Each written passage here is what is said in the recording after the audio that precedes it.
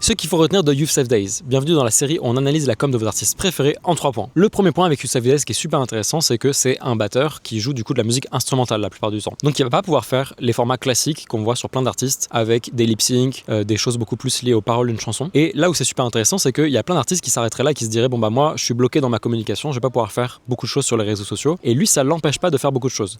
Il va trouver plein d'idées pour pouvoir alimenter ses réseaux où il va jouer de la batterie parce que c'est ça le sujet de son compte. Et je pense que c'est assez intéressant de voir toutes les variantes de contenu qu'il va pouvoir faire de ce point de vue-là avec plutôt la pratique instrumentale. Le deuxième point qui nous marque quand on regarde sa com, qui est super cool, c'est les grandes vidéos de live qu'il va faire à droite à gauche sur Terre. À chaque fois qu'il va faire des tournées, il va se débrouiller pour faire des belles vidéos de live qui vont durer 30-45 minutes dans un décor majestueux qui est presque comme un hook visuel parce qu'on a envie de cliquer sur les vidéos comme le décor est super beau. Et à chaque fois, il va utiliser le pays dans lequel il est aussi pour nourrir la musique avec des collaborations avec des musiciens locaux, avec des instruments locaux, etc. Et donc ça, on trouve ça hyper cool, surtout le fait de faire des longs formats sur les réseaux sociaux, sur YouTube notamment, c'est hyper cool. Et enfin, le dernier point, c'est à quel point Youssef Days, comme c'est un batteur, il va aussi collaborer avec beaucoup d'autres musiciens. Et ça, il le met beaucoup en avant. Que ce soit dans les pays dans lesquels il voyage, comme je viens de le dire, mais aussi avec d'autres musiciens. Et je pense que c'est super intéressant pour lui de montrer la place qu'il a dans le jazz, dans cette scène, avec du coup des collaborations avec d'autres artistes sur des contenus vidéo. N'hésitez pas à vous abonner si vous voulez suivre toute la série et à nous dire en commentaire quels autres artistes vous voulez qu'on analyse. À très vite!